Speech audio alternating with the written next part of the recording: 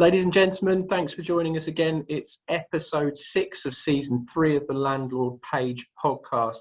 Everything's going on at the moment. It's the end of the tax year. We're now in our 6th episode of our 3rd season. So we're going to recap today what we've gone through and what's going on at the moment. We've got cost of living, we've got pricing in the market, we've got the change in EPC regulations, grants for heat pumps. Who wants a heat pump? Let's ask that question. And about our guests for the previous season, our holiday lets, 2 property investors we had on, a wealth manager and our repeat guest, Akil from our mortgage broker. So we're going to roll all the way through that. But my big part of discussion at the moment is the end of the tax year. It's a big review time for landlords, chaps, because people now start doing their tax returns and seeing what they've made and what they haven't made, how much they're paying to their chancellor, and whether it's worth being a landlord, whether it's worth reinvesting. What are your thoughts? Yeah, I think we've had a couple of guests actually talking about finances, but in particular when we were talking to Peter Laverdos about how to kind of run your investment as a proper business. That was one thing that he often spoke about, was the cash flow and the forecasting sheet. So it'd be interesting to know how many of our listeners has put that into play. And obviously with it being the end of the financial year, how it's looking for them individually. I think there's quite a lot of impacting factors, like you mentioned there, Mike, that are on the horizon with that cash flow for landlords to think about. And I guess if we touch on heat pumps and boilers and what's going to happen to make everything green and more e-friendly, it's a topical conversation, which at the moment, I don't think anyone's got an answer for, but we probably have an opinion on. The amount of money that's going to need to be spent for landlords, if that comes into play, Tristan, is probably quite a lot. I know you've done a little bit of research into exactly what it's going to mean for a landlord if they did do the changeover. Yeah, definitely. So like you said, I have looked into it quite a bit, and for older properties, they're saying that although the grant's up to £5,000, it could cost in the region of £18,000 to work. And the research of how efficient they actually are is between April and September, which we all know are the warmer months of the year. The research hasn't really gone in. Why didn't they do it between September and April? So how efficient are they going to be for the people that are going to be using them? Yes, it's going to contribute towards the EPC changes as well, because it's going to improve the property, but is it going to be effective? And is it really cost effective for the cost? It's substantially cheaper to do a boiler, although it's not the way they want it to go, but it is a lot cheaper. So they need to look into that. I think the costs is something they need to try and reduce.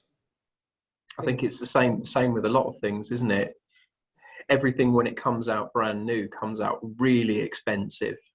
And slowly but surely, as build quality, manufacturing, supply chains and acceptance takes over, those costs tend to come down. And early adopters are brave people. For me, I won't be putting a heat pump into my rental property or my own home, because I just don't know how they work.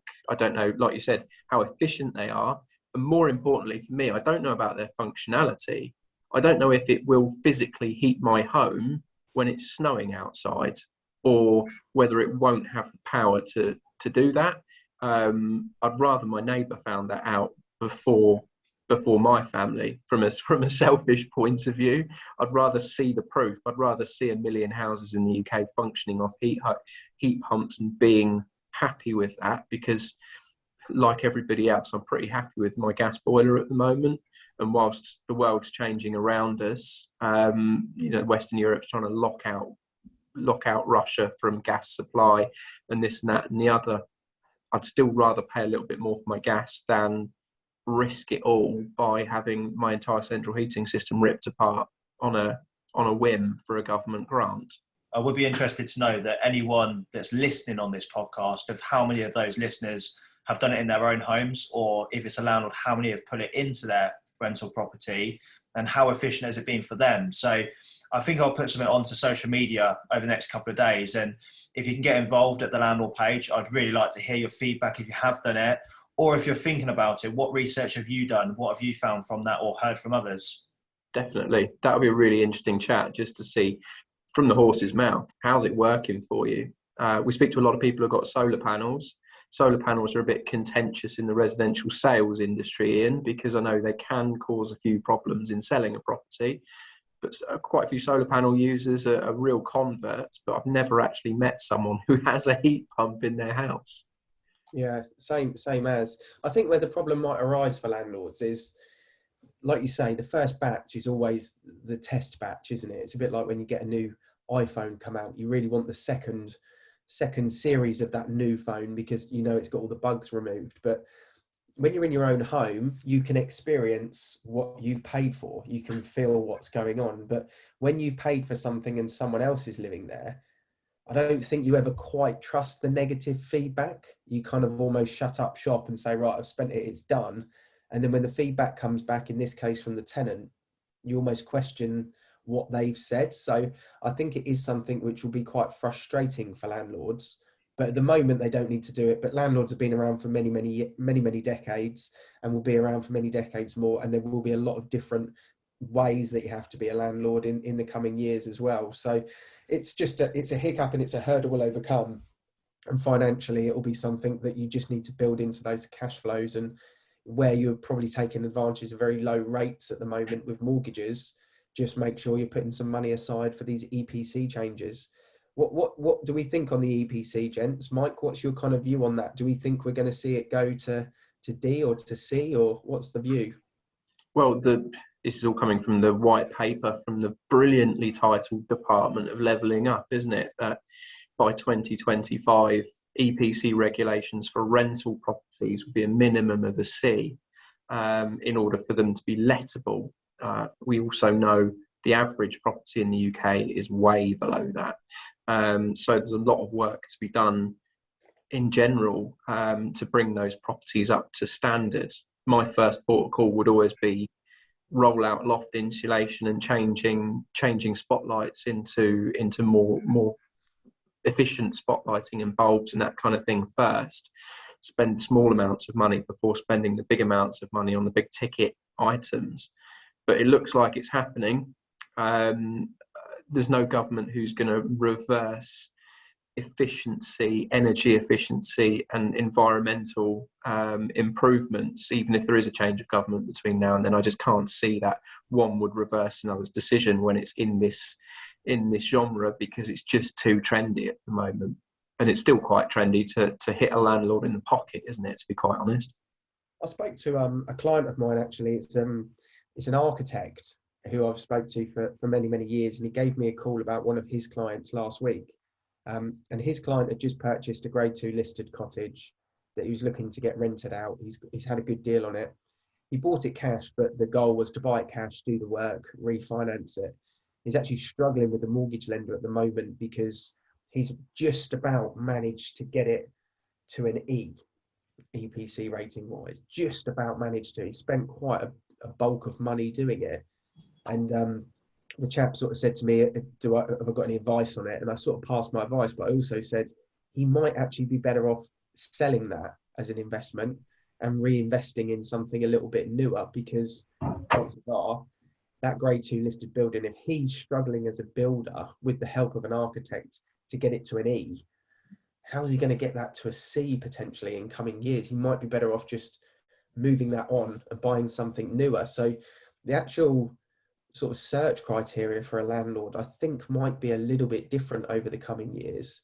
So again, it falls back to the new build element of things and stuff built in the last few years. Because if I was looking at buying an investment, and we spoke about, you know, our typical kind of family home go-to, would I buy a 1960s family home at the moment as a landlord to invest in? I know the rent is good and the long-term asset is good and the equity growth is good, but I might end up spending fair few tens of thousands to get that up to a C on that 60s home build. So maybe actually the new type of investment search for a landlord is not what we thought it was just a couple of years ago. In a couple of years' time, I don't know what you guys think about that, Tristan. But the new build market's booming as well, though. From what I've seen, the rentals that we've listed have all gone pretty much immediately at premium prices.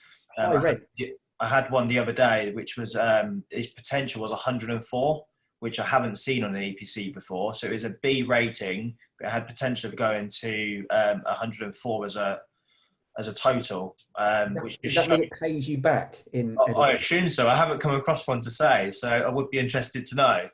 Like the Um, theory of a 7-star hotel. You only ever thought they went to 5. Yeah, exactly that.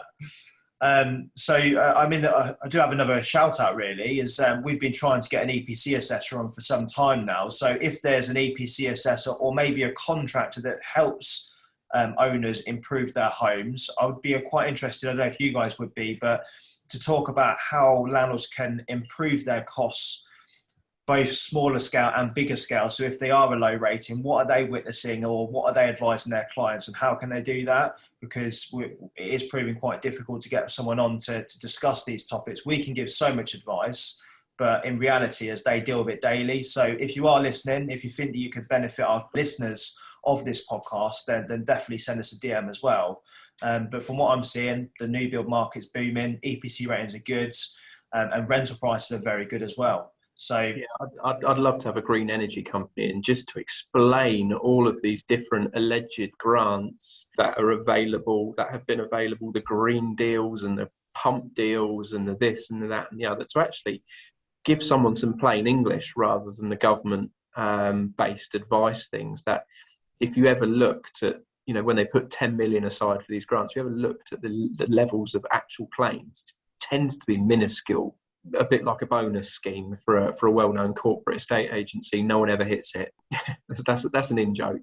But it would be great to have someone on who can explain that, who can tell people what is actually worth the money, what's not worth the money, what's worth the paperwork and the bureaucracy and what isn't, and what a company can do on an owner's behalf potentially.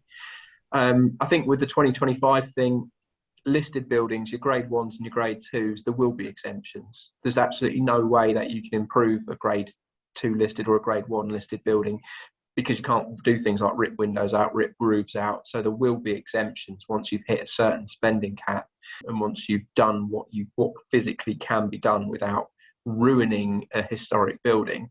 But as you said, Ian, my thought, we're in Bracknell, so pretty much everything is modern, but down the road you've got Woking and Reading, which have got huge stocks of Victorian property where the rear of those buildings tend to be single skin brick, and without knocking those things down, without knocking those extensions down and rebuilding them, you're just never ever going to hit a C unless you've got windmills in your back garden, heat producing compost heaps and living the good life. You're never going to hit grade C in an old Victorian house, and it's just the way it is. I think about, if you think of cities and town centres and high streets where you see the Victorians or the 2 up 2 downs or the big London based townhouses that are all converted into 7 or 8 different flats effectively now, the question is, will those properties ever be able to get to a C? Because of the age of them, will they actually be able to get to a C? And what's that going to do to the market? It might mean that we see a massive influx of landlords selling, which give first-time buyers an opportunity to capitalise in an area of the market they couldn't have before. So it could be a recycling process for the whole of the property market, which would not go against the idea that the government have got to help first-time buyers get on the market. Then the question is for landlords is, if they are going to sell, do they then buy again, or do they just actually go, no, I'm going to put my money elsewhere? So it could have a transition of a whole washing machine effect into the market at the bottom end. It could release an opportunity for first-time buyers to be able to buy properties that they thought they never could. And let's be honest, that is a bit of a target of the government, isn't it? Is to recycle landlords into first-time buyers, and it also regenerates the housing market. They have to create, someone somewhere has to create cycles. Somewhere, sometimes they're natural, sometimes they're economic, and sometimes they're man-made. And by putting big roadblocks in a grouped way, it will create that kind of cycle. Because if I was selling an asset now as a landlord, and let's say I've got one of those properties that's been converted. You talk about Reading, Mike, where we've all worked, all 3 of us, and we know the classic kind of streets that you go down and you think these are all rented out because you just know they are, and a lot of them have been converted into 2 different layers. If a landlord's selling one of those masonettes, as it were now, ground floor 2-bed masonette with a garden, first time buyer is going to pick that up. And even if they're selling it with tenant in situ, if I'm a shrewd first time buyer, I know that the amount of first time buyers or the amount of mortgage lenders that are going to go for that, smaller than a normal resi, but I could pick that up and leave the tenant in there 9 months because there's such a shortage of properties at the moment. Pays the bills for 9 months. I'm on the ladder. I've got a fixed price that I've achieved. And in 9 months' time, chances are it'll be worth more. I can move into it. Tenants paid the mortgage for 9 months and it's worth 9 months more value. I mean, we're seeing prices grow somewhere between 0.6 and 0.8% a month at the moment. So, you know, it's a fair chunk that has probably gone up in market value, maybe 5%. It's not a bad thing for a landlord to think about that at the moment, a first time buyer to think about it. What it does mean is the advice we give landlords in the type of properties they're looking to purchase for future proofing has to be really, really on the point. And there are some good buy to let deals out there at the moment, but they might be different to how we would have advised 7 or 8 years ago, I think is probably what we're looking at now. Yeah, I mean, there's the irony. We had a chat with a client a few days ago who said they just don't see any value in the market at the moment, and they would struggle to choose or to find a buy to let that they would be interested in. And our response to him has been a response to a lot of people over the last 6 or 8 months. Well, house prices have gone up 10 to 12% in the last year. So even if you bought something that you deem as wildly overpriced at the moment, if the market keeps going the way it does, you'll still make 10 to 12% capital appreciation over the next 12 months. So is it true that any deal is a good deal? Any purchase is a good purchase when house prices are on this absolute upward spiral at the moment? I think because a lot of landlords are looking at what they paid for property 10 years ago and thinking, oh, it's just too expensive now. But that return could be far better if they get advice from the agent within the area. So, for example, buy to let of the week, I've got a few clients that purchase property. You've had one which was the 4-bed. They got a great win. I think it was tart and turn was the phrase we used, where they brought it at a good price. Market boomed. They done a bit of work to the property. Tenant went in at a great price, rental price, and they've probably made 80,000 on that in 12 months. Looking to refinance and buy another one. If you're getting the advice of the agent, and whether you like it or not, it's what the market's dictating. So if there's big demand for a type of property and the agent knows that, they're going to get a better return anyway. Flipping this on its head, I got alerted by my TikTok account last week that I've had over 1 million views of my video. So I'm kind of a big deal on TikTok. I'll just throw that out. Avocado Ian, follow me if you're on TikTok, ladies and gents. But one of the things that I always get comments on is about the market crash, is about inflation, is about, you know, the COVID stuff that's gone on, financial crisis, stretching the economy, blah, blah, blah. You always get... Are you going to call it? Are you going to call the market? No, I'm going to ask the question because I get market crash all the time. And I always come back with, people have said this for many, many years. People have been wrong for many, many years. And people will probably still be wrong for many, many years. That's my view. But if you check out Google Trends, people are always typing it into Google. It is a very, very common thing. There's a group of people out there that are desperate for the market to crash. We're seeing the polar opposite of that. But will it? When it? Won't it? What's your thoughts on it? I'll come to you, Mike. A broken clock's right twice a day, Ian. So that's that. When people are calling market crashes, I've met so many people who have sold their house, moved into rented, and waited for the market to go down, and it never did.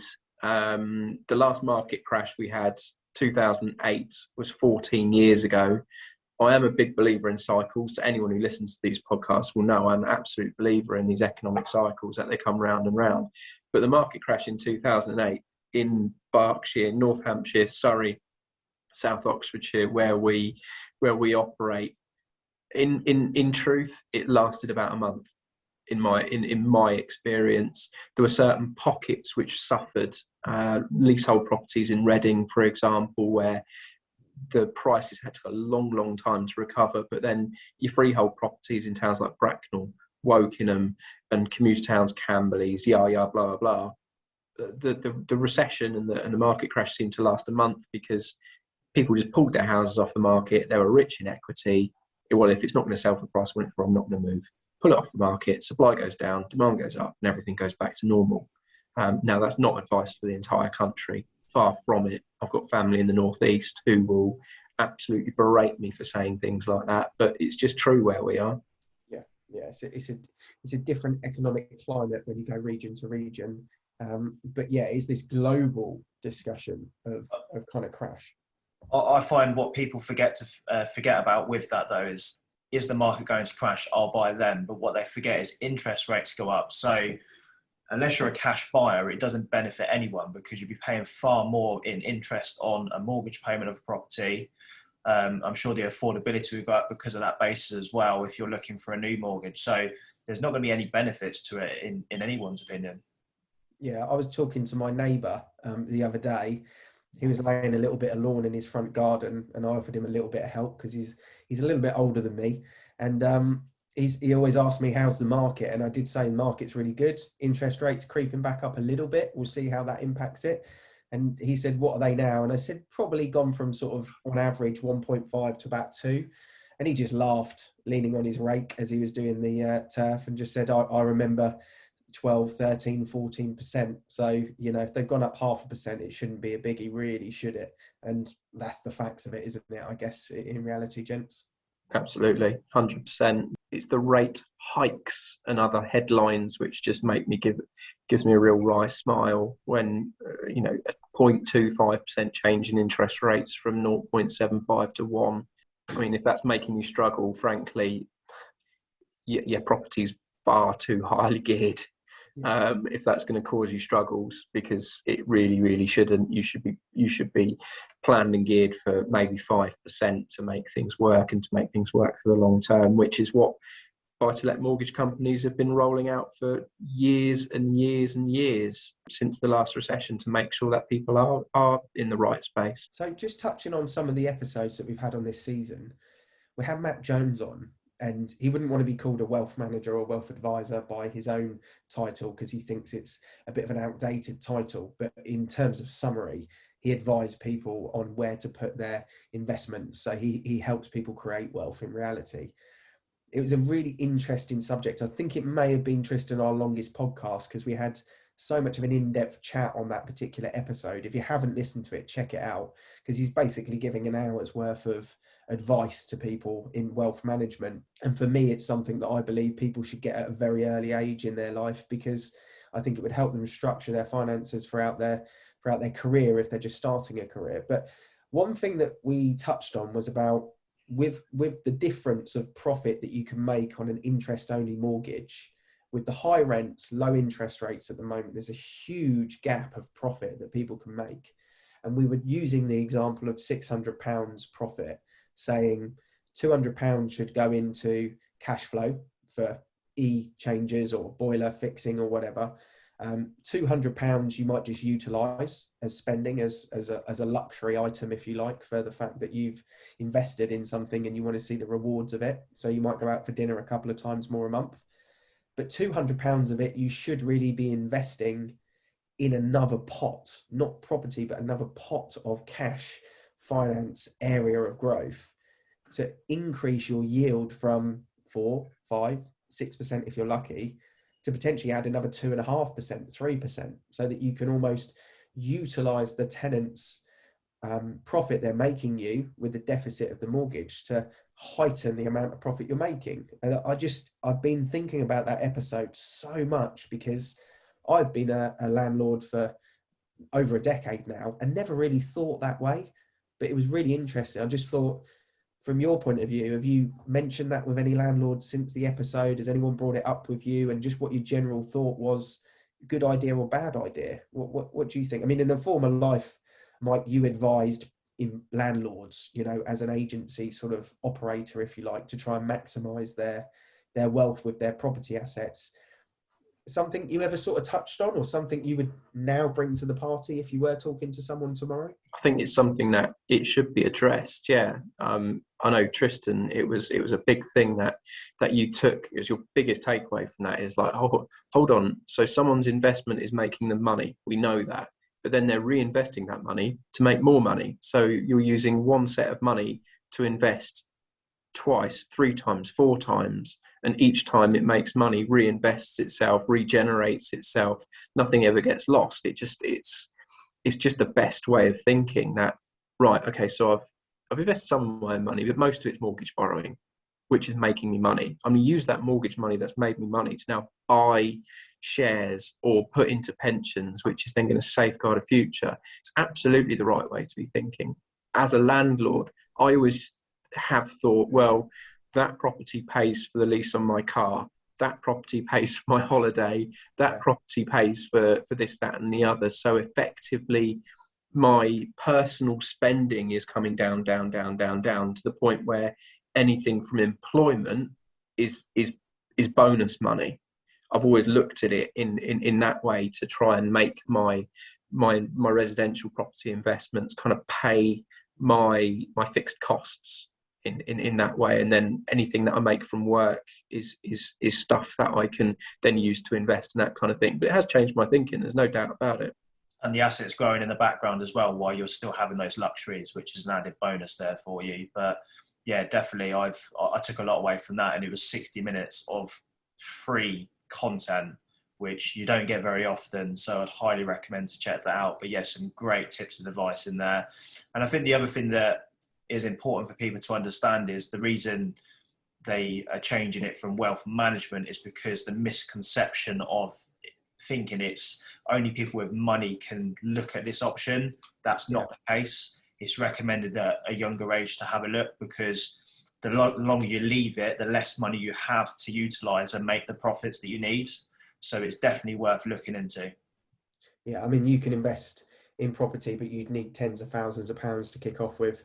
You can invest in wealth management with a tenner. So, you know, it's a different way of looking at it, and diversifies your investment as well, I think, which is important.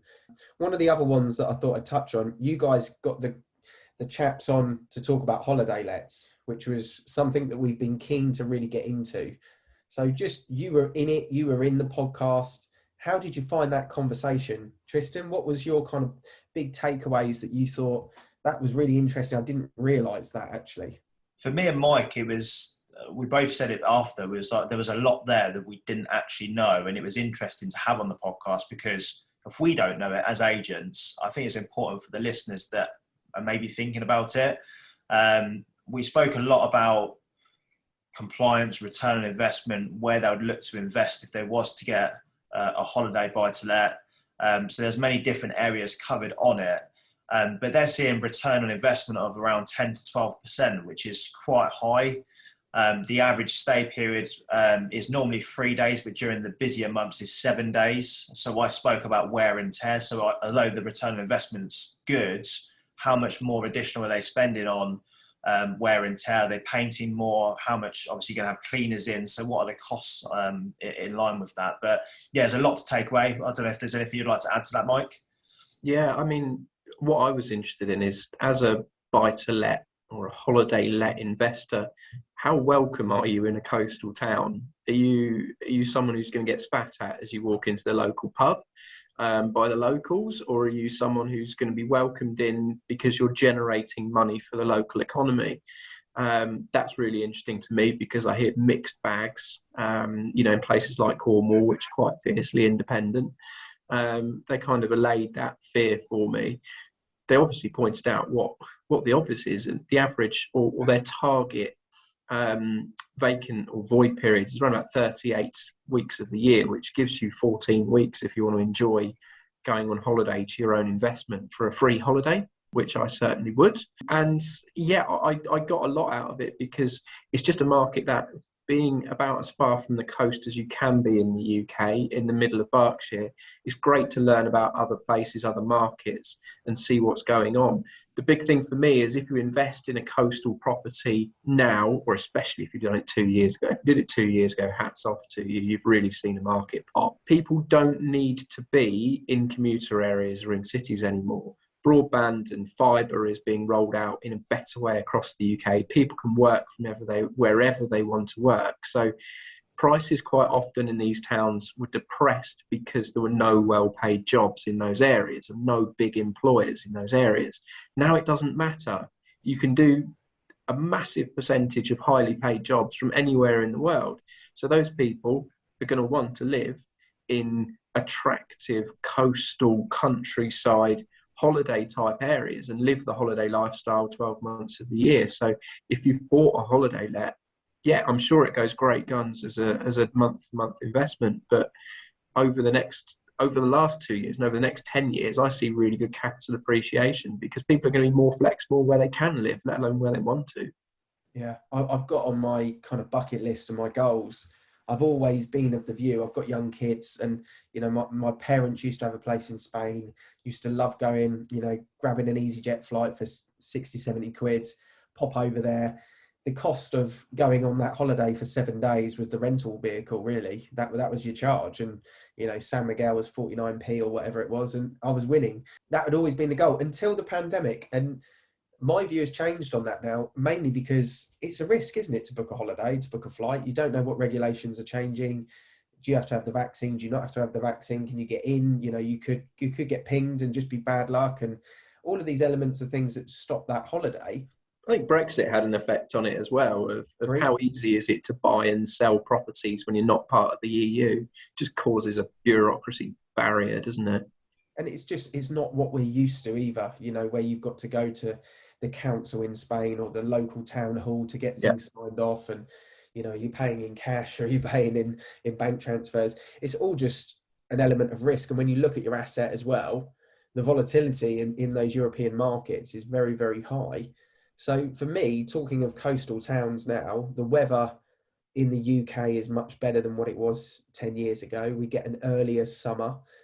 There's less rain in the summer periods of times as well. You might have a bad year, but typically, and it's just a drive, isn't it? You just jump in the car and you head down there. And like you said, you could have it let for a third of the year, have it available for 2/3 of the year and still be making a lot of money on it, paying for your own holidays. And that for me is the appealing in why I think it might be an appeal moving forward, because, you know, we're quite lucky in our country. We've got beautiful coastline and some lovely little villages, little quirky villages, or, you know, New Forest or wherever it may be, Cotswold, etc. And I think that that's a good place to put an investment for a lifestyle reason as well as a financial reason. So it was great to have those guys on. Really appreciated that podcast, listening to it back myself, not being in it. So yeah, really popular, that one. We've had some. We'll realign the business plan from the avocado villa to the avocado holiday let in that case, and we'll see where we are by this time next year. What about the guys, the two property investors we had on? Now, we like to sort of reflect with these people are essentially our client, and a lot of the people who listen to these podcasts are people who either want to be or are already. What about those guys? What did we take away from just sitting and chatting with someone who is a buy-to-let landlord for 45 minutes each year? Well, the Sanjay one was very eye-opening, because although I've known Sanjay for many years, I found it interesting to hear about the journey he'd been on with his dad. He was obviously using his trigger and confidence in the property market alongside his dad's ability to be able to financially invest. And as a pairing, they came together as two people that one was very, let's say, aggressive with his investment strategy, which was son, and one who was quite reserved with his investment strategy, which was more his dad. Which is a nice balance, I think, as a pair, because it means you don't rush into anything too crazy, but you do progressively and proactively invest, and you don't just sort of sit on a cash pot and never do anything. So it was interesting to hear that story. Obviously, trust is involved. It was also interesting to hear about the journey they went on with the HMO and how they kind of utilised the fact of airport being local, created a head tenant. Head tenant helped bring in other tenants.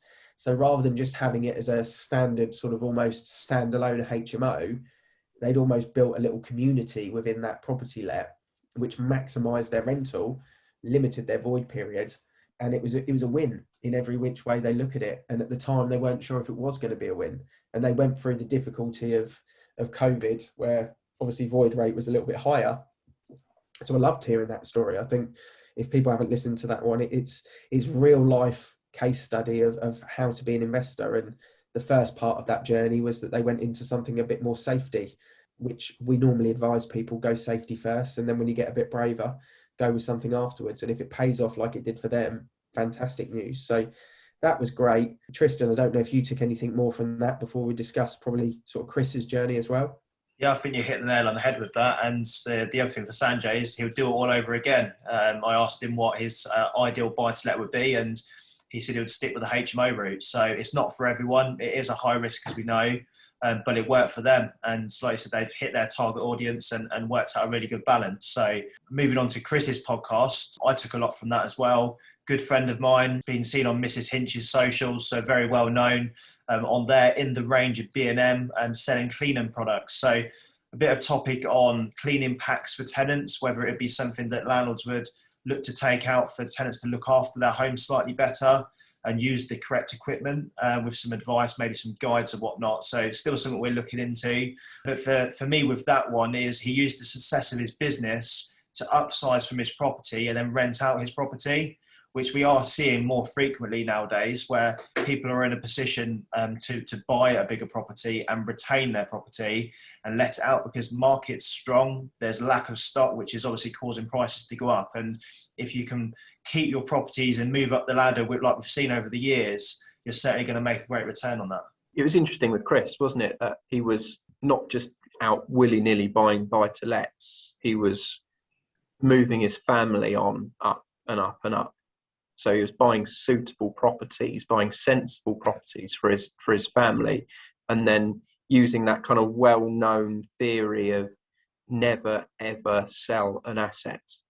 And that's quite a big thing. That's probably the oldest piece of advice in the book, is if you get through life having never sold a property, you will be a rich person. Fact. I know, because everyone knows, everyone's got a parent or a grandparent who tell you that really boring story of, oh, my first property I bought for £3,400, and you just roll your eyes at them because it's irrelevant. But he's basically trying to run that story through an entire generation to get from 30s to 60s, move 5 or 6 times, and then sit with all of those assets in order to either sell off or use as pensions, which it's a very, very simple strategy, but if you take that basic advice, never ever sell the asset, then he's going to win. Yeah, totally. There was one other key thing from that which was discussed. It was more, which we've heard in previous podcasts from different investors and people within the industry, but you get out what you put in. And when the tenants moved into his property, his wife had gone out and brought some flowers, brought a card and some chocolates, and the tenants were impressed with it, although we give them a pack of sweets, but it was like, welcome to your new home, and give them loads of like information about the area. And the tenants love that. And they just feel it's about building relationships, because that tenant's more likely to be there long term, which in reality is, if the tenant's there long term, you're not going to be chopping and changing, costing you more money to do that, having void periods. You want that tenant to be there long term. So from an investment point of view, keep your tenants happy. Yeah. You think of one void month, let's say average rent around here, £1,200 to £1,400. Take that out of your pocket, and if you could stop that coming out of your pocket by spending 50 quid on, a bucket, a mop, some cleaning stuff, a nice bottle of rosé for the Friday, and maybe a voucher to the local Nando's or something like that for 50 quid. What a nice touch as a landlord to leave that for a tenant. Makes you feel like you're at home rather than in a hotel and somewhere foreign. So yeah, I really liked Chris's story, and I found it quite funny actually when I mentioned the question about what did your accountant say, knowing that your business had kind of erupted and you were using this opportunity to go up, and he said, you're assuming I've spoke to my accountant, and he hadn't spoke to his accountant. I thought that was brilliant, because it just shows the organic, an authentic way that he's actually upped through the ladder. I'm sure there was a lot of accountants pulling their hair out at that point, but I'm Yeah, sure. it was brilliant. Ours know how that feels, to be fair. That's a lot of covered stuff there, and we spoke about the crash in the market, which we're believing that TikTok has got that wrong. Okay, so we're happy to go with that and say, TikTok, you might have that wrong. There's not a market crash around the corner. Some great stories from investors, you know, holiday lets, wealth management, EPC chatter, buy to let deals, and you know, from our point of view, we do this podcast without anything in return. We don't sell on this podcast. We just put it out there for landlords. We've done way over 20 episodes now, and must be half a year's worth of podcasting. We've learned loads ourselves. I think that's the fortune that we got from it that we didn't expect, is getting these specialist guests on really is an educational process for us week by week as well. So hopefully everyone's enjoying the podcast. Make sure you put a review in, put some comments in as well, whatever platform you're watching or listening. Make sure you follow the Landlord page on Facebook and Instagram as well, because we're always putting little bite-sized tips on there, or buy to let of the week, market updates. So if you want to see more on social media of what we're up to every single day, rather than just waiting for a specialist podcast each week, jump on those social channels. And season 4, Tristan, we won't reveal the guests we've got on, but we've got some exciting people booked in for season 4. I actually heard that only 25% of all podcasts make it past 20 episodes. So we've moved ourselves into the black belt of the top 25% of podcasts already, I believe, which is cool in itself. We have, and we're now 24 episodes in, I believe. We've hit over 2,000 downloads, which is great stuff for a brand new startup of podcasts. And we're looking at improving, always looking to improve, and some great guests lined up for the next series. So as usual, if anyone would like to get involved with our podcast, or they feel they can add value to the listeners, then please send us a DM. Just leaves us, I guess, to say thanks to those thousands of people who have listened in the first 3 series. We'll be back very, very shortly on a Friday, coming to you with season 4. See you then. I'm flicking through YouTube and through Spotify. I don't think there's a podcast or a video channel on YouTube that landlords could land on where they're not being sold something. I mean, it'd be the first time any estate agent's ever asked that question, but why not ask that question to a wider audience? Estate agents have the knowledge there, but they don't seem to share it. You can do different episodes based around someone that wants an exit plan or someone that's just starting their portfolio. The rules change every year. Yeah. But why not just open the floor out and just say, well, is property even the best investment out there? And tax advice is a big thing, especially with everything that's changed, capital gains tax, and obviously your stamp duty costs that you need to pay and whatnot. People don't realise what they need to prepare for. We build a podcast and we build a YouTube channel, somewhere that landlords can go and they feel they're not being sold to, but they're just getting quality advice.